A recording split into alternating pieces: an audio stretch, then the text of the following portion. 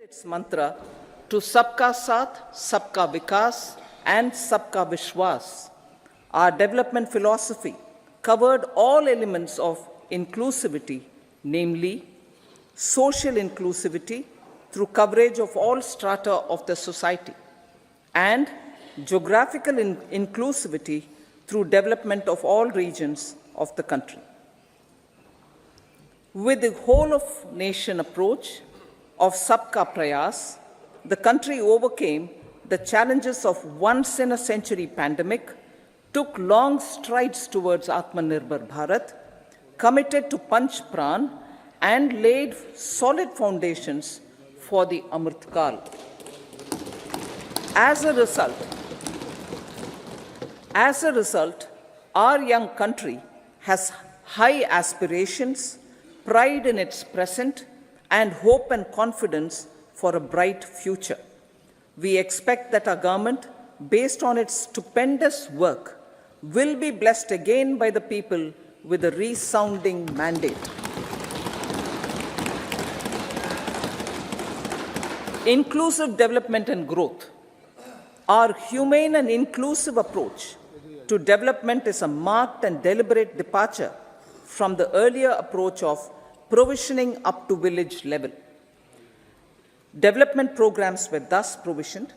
In the last 10 years, however, have targeted each and every household and individual through housing for all, Har Ghar Jal, electricity for all, cooking gas for all, bank accounts and financial services for all in record time. The worries about food have been eliminated through free ration for 80 crore people. Minimum support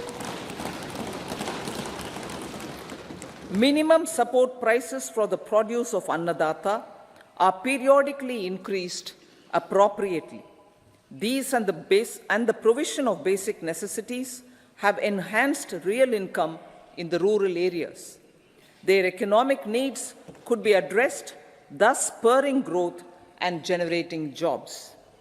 Social justice. Our government is working with an approach to development that is all-round, all-pervasive, and all-inclusive. Sarvangin, Sarvasparshi, or Sarvasamaveshi. It covers all castes and people at all levels. We are working to make India a Vikasit Bharat by 2047. For achieving that goal, we need to improve people's capability and empower them. Previously, social justice was mostly a political slogan. For our government, social justice is an effective and necessary governance model. The saturation approach of covering all eligible people is the true and comprehensive achievement of social justice. This is secularism in action, reduces corruption, and prevents nepotism, prevents Bhai Bhatijawad. There is transparency and assurance that benefits are delivered to all eligible people. The resources are distributed fairly. All, regardless of their social standing, get access to opportunities. We are addressing systemic inequalities that had plagued our society. We focus on outcomes and not on outlays, so that the social economic transformation is achieved. As our Prime Minister firmly believes, we need to focus on 4 major castes. They are Garib, Mahilaye, Yuva, and Annadata. Their needs, their aspirations, and their welfare are our highest priority. The country progresses when they progress. All 4 require and receive government support in their quest to better their lives. Their empowerment and well-being will drive the country forward. Garib Kalyan, Desh Ka Kalyan. We believe in empowering the poor. The earlier approach of tackling poverty through entitlements had resulted in very modest outcomes. When the poor became empowered partners in the development process, government's power to assist them also increases manifold. With the pursuit of Sabka Saath, in these 10 years, the government has assisted 25 crore people to get freedom from multi-dimensional poverty. Our government's efforts are now getting synergized with energy and passion of such empowered people. This is truly elevating them from poverty.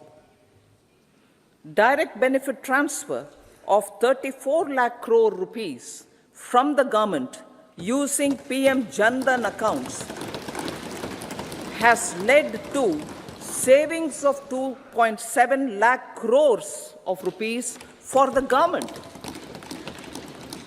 This savings has been realized through avoidance of leakages prevalent earlier.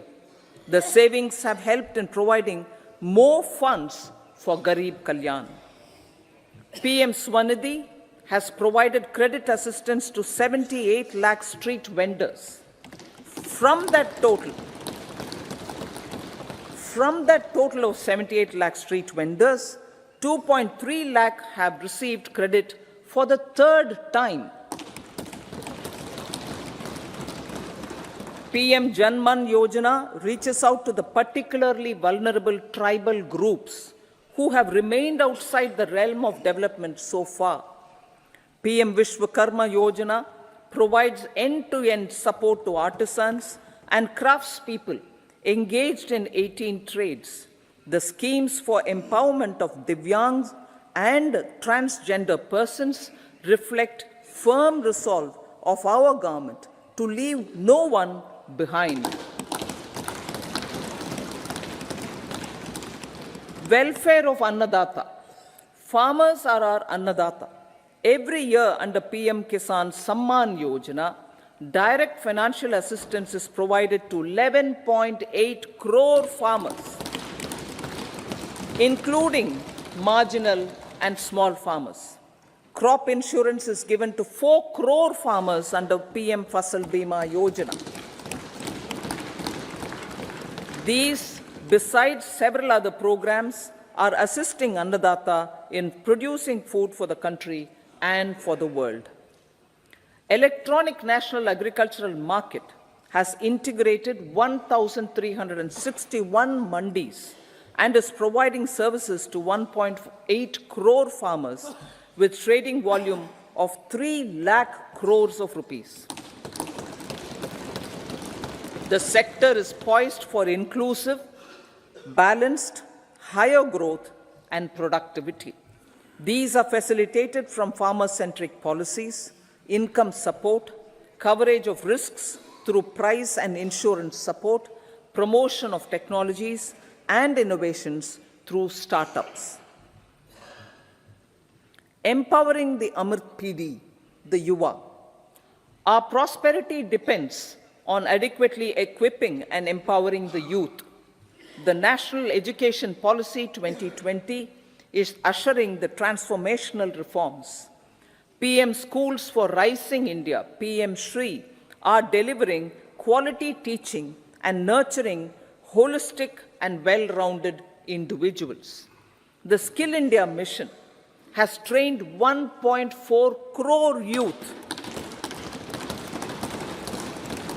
upskilled and reskilled 54 lakh youth, and established 3,000 new ITIs. A large number of institutions of higher learning, namely 7 IITs, 16 triple ITs, 7 IIMs, 15 AIMS, and 390 universities have been set up. PM Mudra Yojana has sanctioned 43 crore loans aggregating to 22.5 lakh crores of rupees for entrepreneurial aspirations of our youth. Besides that, Fund of Funds, Startup India, and Startup Credit Guarantee schemes are assisting our youth. They are also becoming Rozgar Data. The country is proud of our youth scaling new heights in sports. The highest ever medal tally in Asian Games and Asian Para Games in 2023 reflects a high confidence level.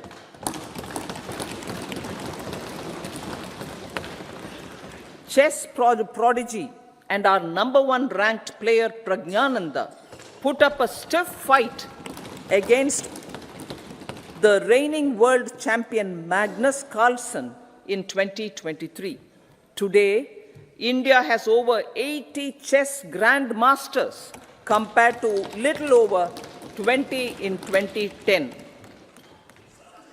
Momentum for Nari Shakti, the empowerment of women through entrepreneurship, ease of living, and dignity for them has gained momentum in these 10 years. 30 crore Mudra Yojana loans have been given to women entrepreneurs. Female enrollment in higher education has gone up by 28% in 10 years. In STEM courses, girls and women constitute 43% of enrollment, one of the highest in the world. All these measures are getting reflected in the increasing participation of women in workforce.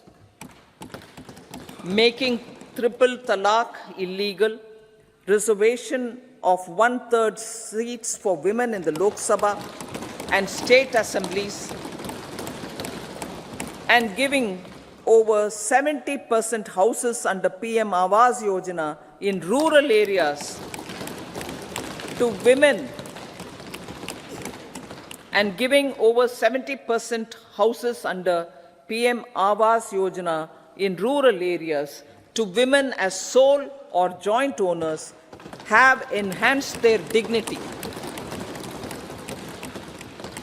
Exemplary track record of governance, development, and performance.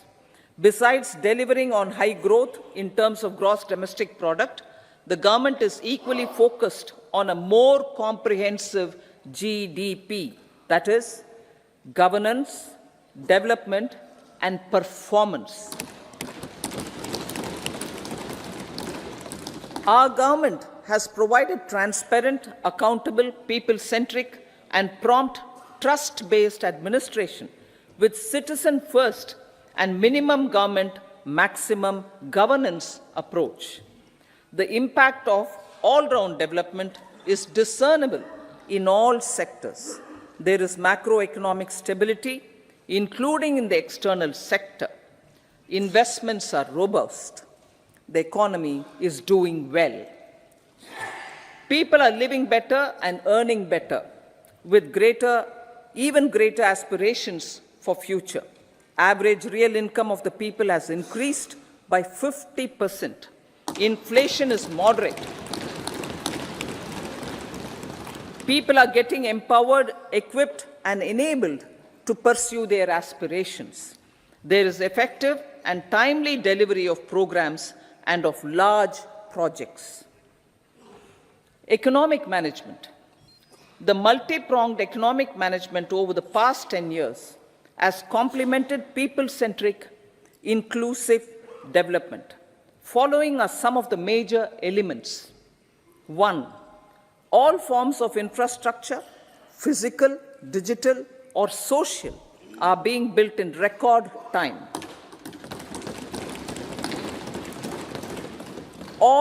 Number 2, all parts of the country are becoming active participants in economic growth. Number 3, digital public infrastructure, a new factor of production as if in the 21st century, is instrumental in formalization of the economy.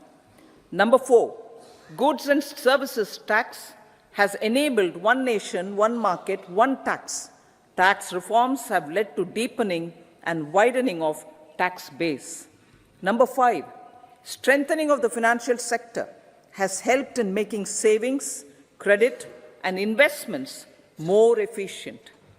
Number 6, GIFT, IFSC, and the Unified Regulatory Authority, IFSCA, are creating a robust gateway for global capital and financial services for the economy.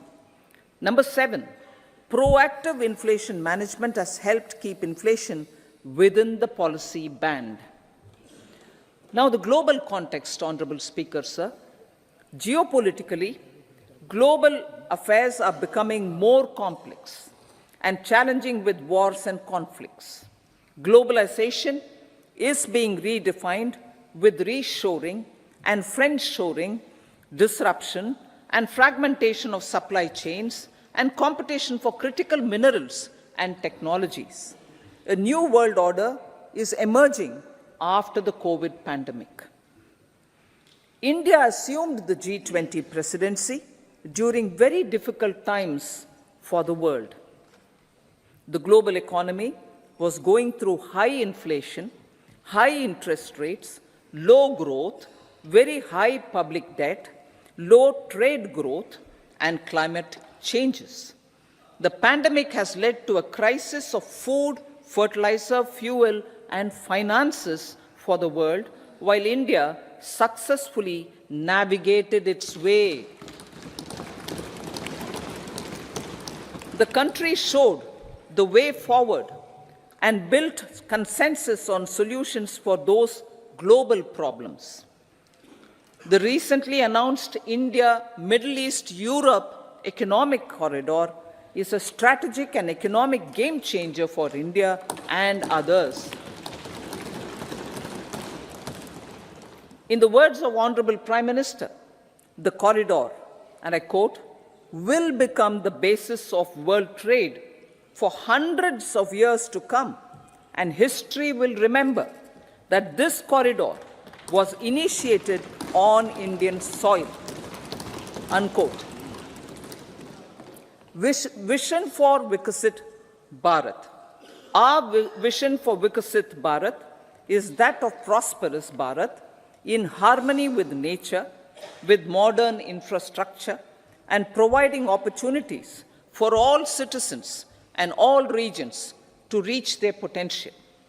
With confidence arising from strong and exemplary track record of performance and progress, earning Sabka Vishwas, the next 5 years will be years of unprecedented development and golden moments to realize the dream of developed India by 2047. The trinity of demography, democracy, and diversity, backed by Sabka Prayas, has the potential to fulfill aspirations of every Indian. As Honorable Prime Minister in his Independence Day address to the nation mentioned, I quote, "There is no dearth of opportunities, as many opportunities as we want. The country is capable of creating more opportunities. Sky is the limit," unquote. Strategy for Amritkal. Our government will adopt economic policies that foster and sustain growth, facilitate inclusive and sustainable development, improve productivity, create opportunities for all, help them enhance their capabilities, and contribute to generation of resources to power investments and fulfill aspirations. Guided by the principle, reform, perform, and transform, the government will take up next generation reforms and build consensus with the states and stakeholders for effective implementation.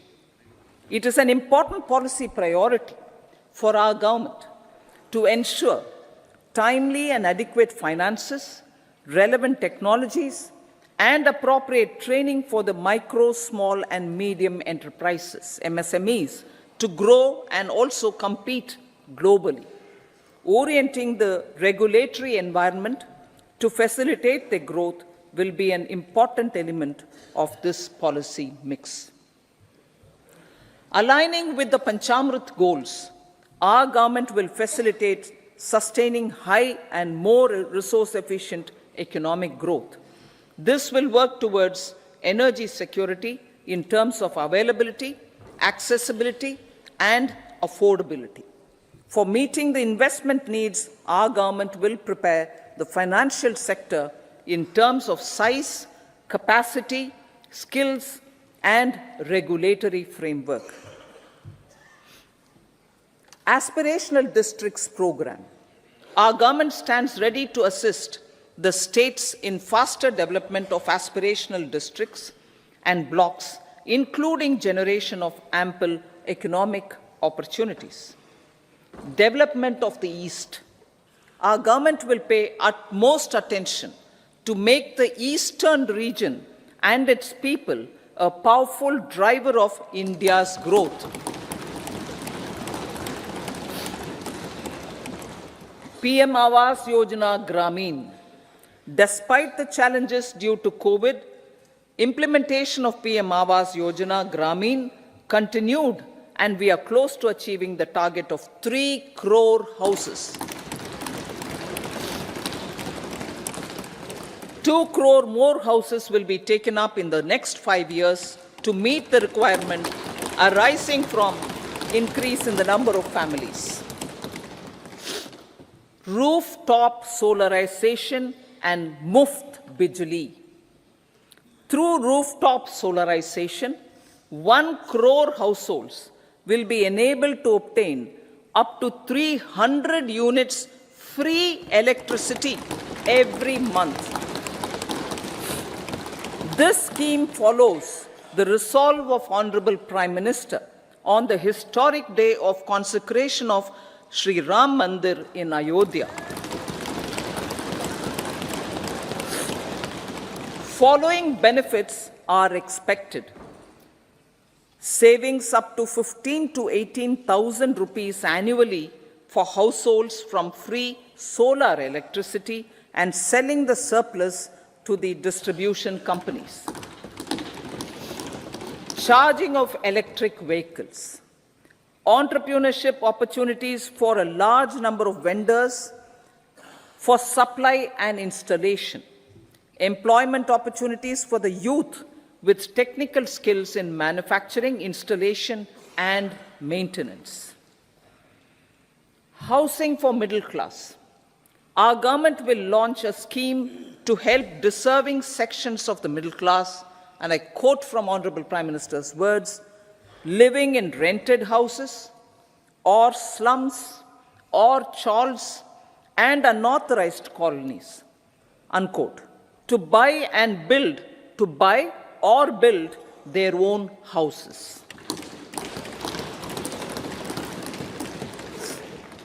Medical colleges. Several youth are ambitious to get qualified as doctors.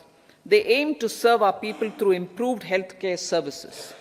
Our government plans to set up more medical colleges by utilizing the existing hospital infrastructure under various departments.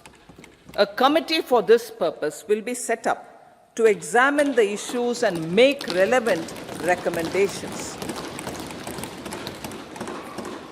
Cervical cancer vaccination.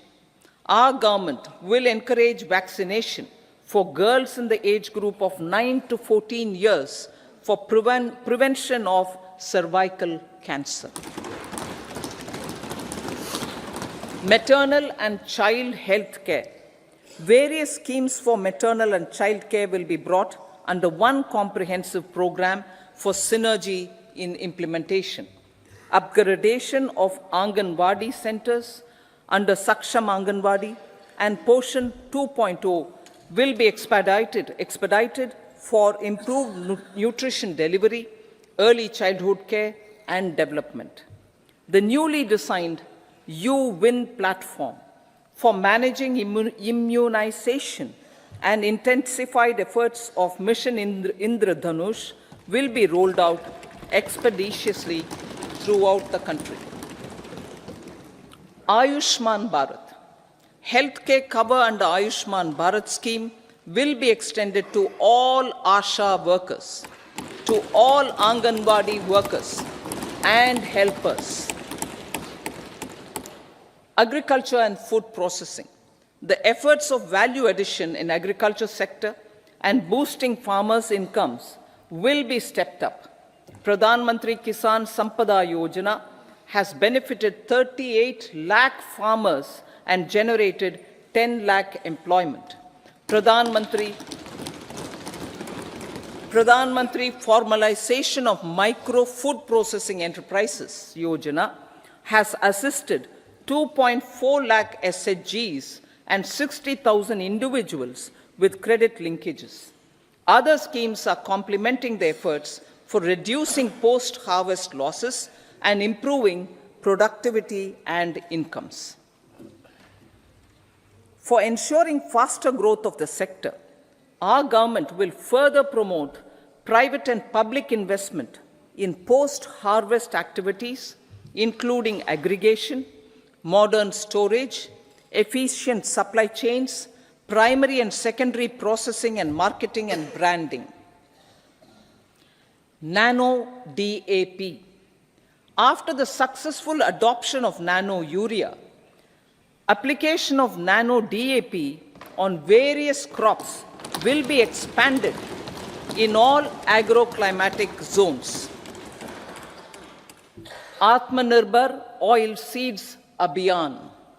Building on the initiative announced in 2022, a strategy will be formulated to achieve Atmanirbharta for oil seeds such as mustard, groundnut, sesame, soya bean, and sunflower.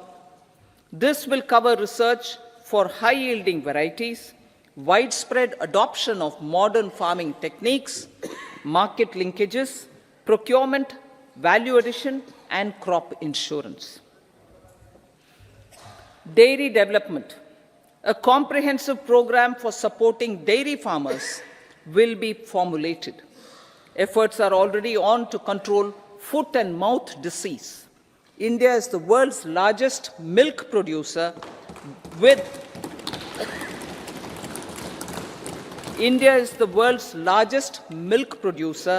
but with low productivity of milch animals. The program will be built on the success of existing schemes such as Rashtriya Gokul Mission, National Livestock Mission, and infrastructure development funds for dairy processing and animal husbandry. Matsya Sampada. It was our government which set up a separate department for fisheries, realizing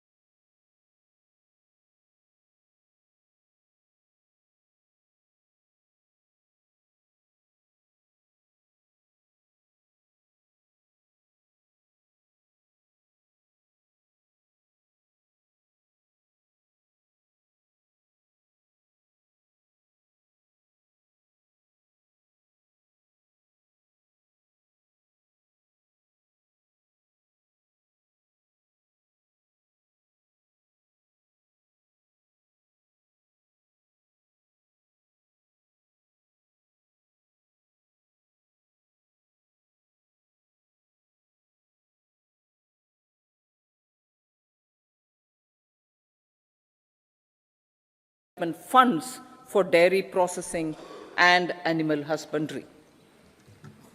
Matsya Sampada. It was our government which set up a separate department for fisheries, realizing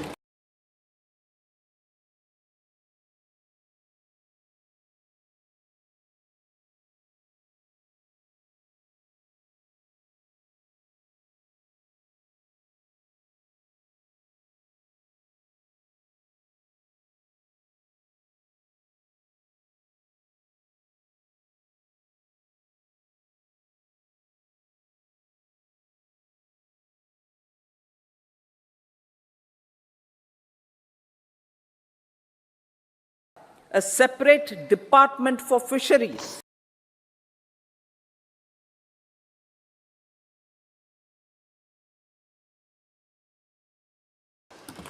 realizing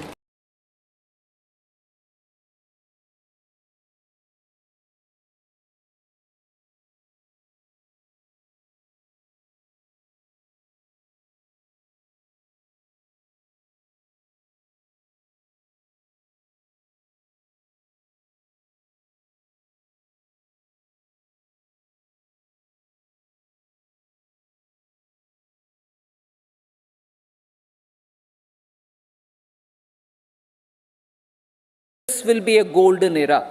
A corpus of 1 lakh crore rupees will be established with 50-year interest-free loan provided. The corpus will provide long-term financing or refinancing with long tenors and low and or nil. I repeat that sentence. The corpus will provide long-term financing or refinancing with long tenors and low or nil interest rates. This will encourage the private sector to scale up research and innovation significantly in sunrise domains. We need to have programs that combine the powers of our youth and technology. A new scheme will be launched for strengthening deep tech technologies for defense purposes and expediting Atmanirbharta. Infrastructure development.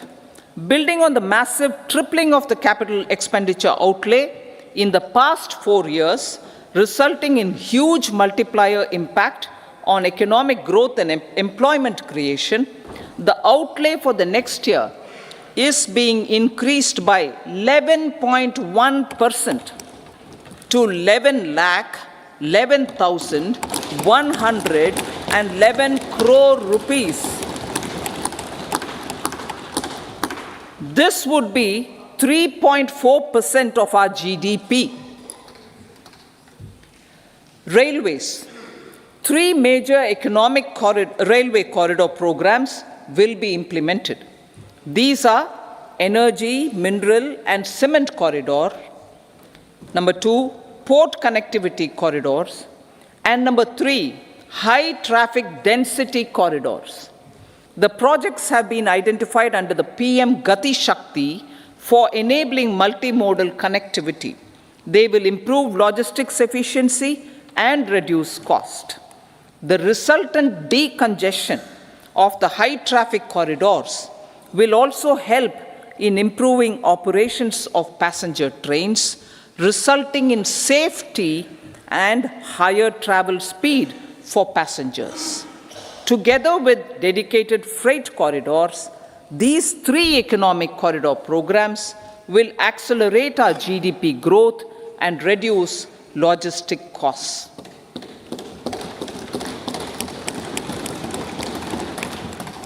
40,000 normal rail bogies will be converted to Vande Bharat standards to enhance safety, convenience, and comfort of passengers. Aviation sector. The aviation sector has been galvanized in the past 10 years. Number of airports have doubled to 149. Rollout of air connectivity to Tier 2 and Tier 3 cities under UDAN scheme has been widespread.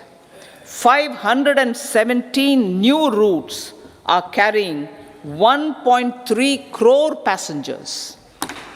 Indian carriers have proactively placed orders for over 1,000 new aircrafts. Expansion of existing airports and development of new airports will continue expeditiously. Metro and Namo Bharat. We have a fast expanding middle class and rapid urbanization is taking place. Metro rail and Namo Bharat can be the catalyst for the required urban transformation. Expansion of these systems will be supported in large cities, focusing on transit-oriented development. Green energy. Towards meeting our commitment for net zero by 2070, the following measures will be taken. Viability gap funding will be provided for harnessing offshore wind energy, potential for initial capacity of 1 gigawatt. Coal gasification and liquefaction capacity of 100 metric tons will be set up by 2030. This will also help in reducing imports of natural gas, methanol, and ammonia.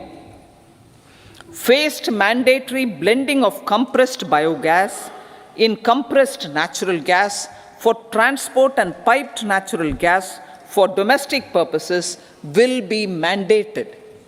Financial assistance will be provided for procurement of biomass aggregation machinery to support collection.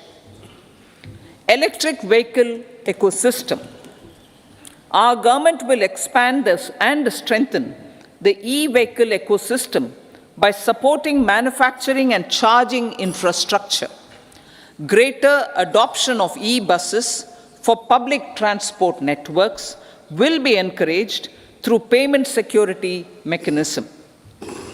Biomanufacturing and biofoundry. For promoting green growth, a new scheme of biomanufacturing and biofoundry will be launched. This will provide environment-friendly alternatives such as biodegradable polymers, bioplastics, biopharmaceuticals, and bioagri inputs. This scheme will also help in transforming today's consumptive manufacturing paradigm to the one based on regenerative principles. Blue Economy 2.0. For promoting climate resilient activities for Blue Economy 2.0, a scheme for restoration and adaptation measures and coastal aquaculture and mariculture with integrated and multi-sectoral approach will be launched. Comprehensive development of tourist centers. The success of organizing G20 meetings in 60 places presented diversity of India to global audience. Our economic strength has made the country an attractive destination for business and conference tourism. Our middle class also now aspires to travel and explore. Tourism, including spiritual tourism, has tremendous opportunities for local entrepreneurship. States will be encouraged to take up comprehensive development of iconic tourist centers, branding and marketing them at global scale. A framework for rating of the centers based on quality of facilities and services will be established. Long-term interest-free loans will be provided to states for financing such development on matching basis. To address the emerging fervor for domestic tourism, Honorable Speaker, sir, projects for port connectivity, tourism infrastructure, and amenities will be taken up on our islands, including Lakshadweep. This will help in generating employment also. Promoting investments. The FDI inflow during 2014 to 23 was $596 billion, marking a golden era. That is twice the inflow during 2005 to 14. For encouraging sustained foreign investment, we are negotiating bilateral investment treaties with our foreign partners in the spirit of First Develop India. FDI is First Develop India. Reforms in the states for Vikasit Bharat. Many growth and development enabling reforms are needed in the states for realizing the vision of Vikasit Bharat. A provision of 75,000 crore rupees as 50-year interest-free loan is proposed this year to support those milestone-linked reforms by the state governments. Societal changes. The government will form a high-powered committee for an extensive consideration of the challenges arising from fast population growth and demographic changes. The committee will be mandated to make recommendations for addressing these challenges comprehensively in relation to the goal of Vikasit Bharat. Amrit Kal as Kartavya Kal. Our government stands committed to strengthening and expanding the economy with high growth and to create conditions for people to realize their aspirations. Honorable Prime Minister, in his Independence Day address to the nation in the 75th year of our Republic, said, and I quote, "We commit ourselves to national development with new inspirations, new consciousness, new resolutions as the country opens up immense possibilities and opportunities. It is our Kartavya Kal." Unquote. Every challenge of the pre-2014 era was overcome through our economic management and our governance. These have placed the country on a resolute path of sustained high growth. This has been possible through right policies, true intentions, and appropriate decisions. In the full budget in July, Honorable Speaker, our government will present a detailed roadmap for our pursuit of Vikasit Bharat.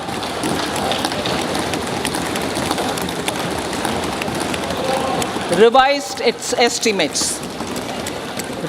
estimates of 2023-24. The revised estimate of the total receipts other than borrowings is 27.56 lakh crores of rupees, of which the tax receipts are 23.24 lakh crore rupees. The revised estimate of total expenditure is 44.90 lakh crore rupees. The revenue receipts at 30.03 lakh crore rupees are expected to be higher than the budget estimate, reflecting strong growth momentum and formalization in the economy. The revised estimate of the fiscal deficit is 5.8% of GDP, improving on the budget estimate, notwithstanding moderation in the nominal growth estimates. Budget estimates for 2024-25. Coming to the year 2024-25, the total receipts other than borrowings and total expenditure are estimated at 30.80 and 47.66 lakh crore rupees respectively. The tax receipts are estimated at 26.02 lakh crore rupees. The scheme of 50-year interest-free loan for capital expenditure to states will be continued this year with an outlay of 1.3 lakh crore rupees. We continue on the path of fiscal consolidation, as announced in my budget speech of 2021-22, to reduce fiscal deficit below 4.5% by 25-26. The fiscal deficit in 2024-25 is estimated to be 5.1% of GDP, adhering to that path. So the gross and net market borrowings through dated securities during 24-25 are estimated at 14.13 lakh crore rupees and 11.75 lakh crore respectively. Both will be less than that in 23-24. Now that the private investments are happening at scale, the lower borrowings by the central government will facilitate larger availability of credit for the private sector. Vote on account. I'll be seeking vote on account approval of the Parliament through the appropriation bill for a part of the financial year 2024-25. I will now move to part B. Honorable Speaker, sir, over the last 10 years, the direct tax collections have more than trebled and the return filers swelled 2.4 times. I would like to assure the taxpayers that their contributions have been used wisely for the development of the country and welfare of its people. I appreciate the taxpayers for their continued support. The government has reduced and rationalized tax rates. Under the new tax scheme, there is now no tax liability for taxpayers with income up to 7 lakh rupees, up from 2.2 lakh rupees in the financial year 2013-14. The threshold for presumptive taxation for retail businesses was increased from 2 crores to 3 crores. Similarly, the threshold for professionals eligible for presumptive taxation was increased from 50 lakh rupees to 75 lakh rupees. Also, corporate tax rate was decreased from 30% to 22% for existing domestic companies and to 15% for certain new manufacturing companies.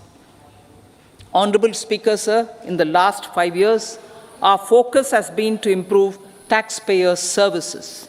The age-old jurisdiction-based assessment system was transformed with the introduction of faceless assessment and appeal, thereby imparting greater efficiency, transparency, and accountability.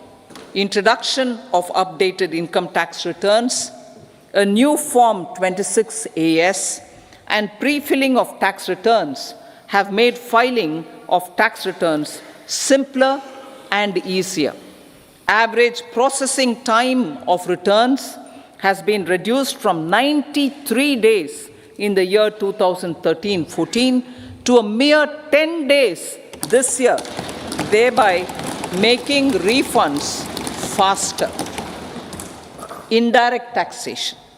By unifying the highly fragmented indirect tax regime in India, the GST has reduced the compliance burden on trade and industry.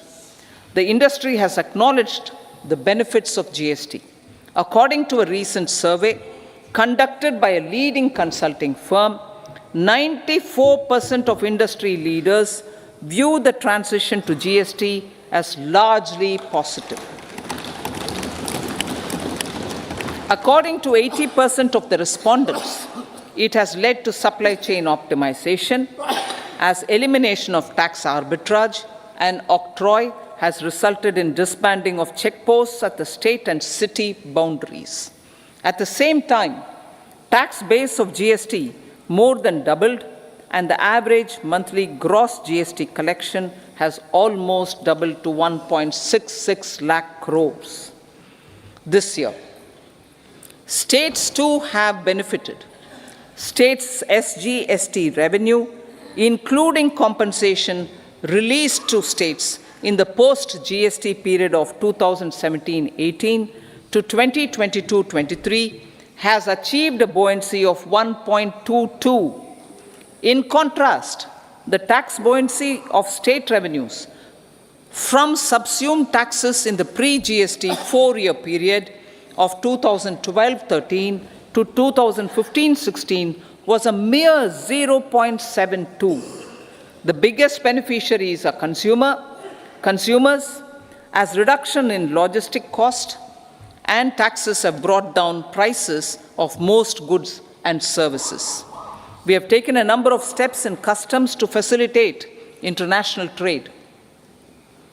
As a result, the import release time declined by 47% to 71 hours at inland container depots, by 28% to 44 hours at air cargo complexes, and by 27% to 85 hours at seaports over the last 4 years since 2019, when the national time release studies were first started. Tax proposals. As for tax proposals, in keeping with the convention, I do not propose to make any changes relating to taxation and propose to retain the same tax rates for direct and indirect taxes, including import duties. However, certain tax benefits to startups and investments made by sovereign wealth or pension funds, as also tax exemption on certain income of some IFSC units, are expiring on 31/3/2024. To provide continuity in taxation, I propose to extend the date to 31/3/2025. Moreover, in line with our government's vision to improve ease of living and ease of doing business, I wish to make an announcement to improve taxpayers' services. There are a large number of petty, non-verified, non-reconciled, or disputed direct tax demands, many of them dating as far back as 1962, which continue to remain on the books, causing anxiety to honest taxpayers and hindering refunds of subsequent years. Honorable Speaker, sir, I propose to withdraw such outstanding direct tax demands up to 25,000 rupees pertaining to the period up to financial year 2009-10 and up to 10,000 rupees for financial years 2010-11 to 2014-15.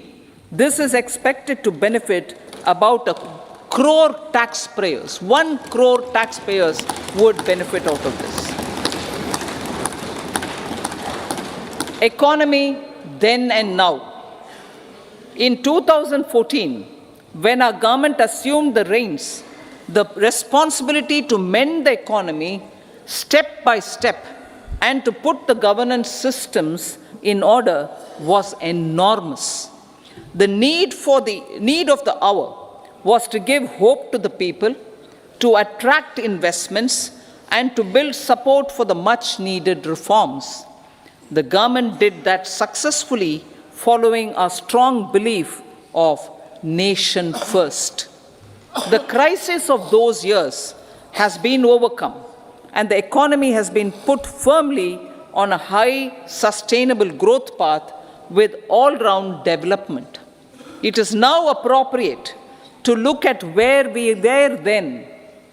I repeat, it is now appropriate to look at where we were then till 2014 and where we are now, only for the purpose of drawing lessons from the mismanagement of those years. The government will lay a white paper on table of the House.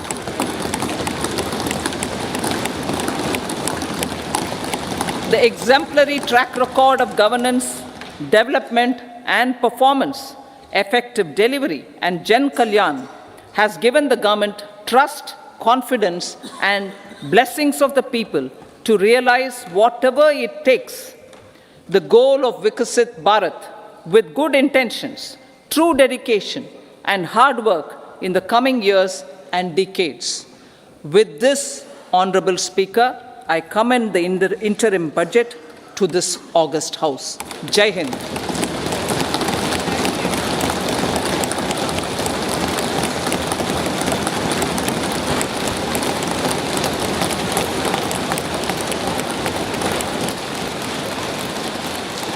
Item number 2, Srimati Nirmala Sitharaman ji.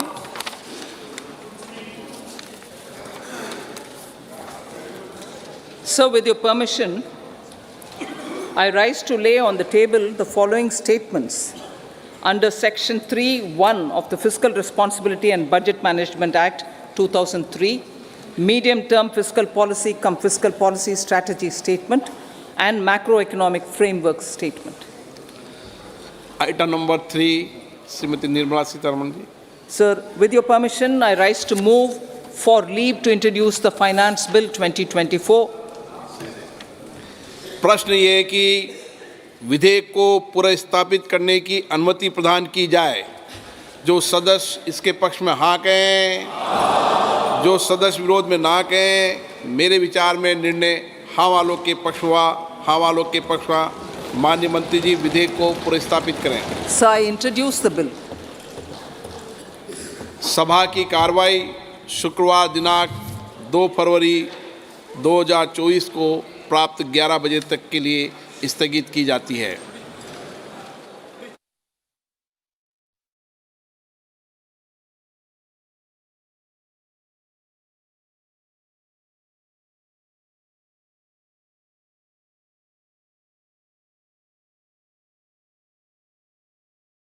Yan.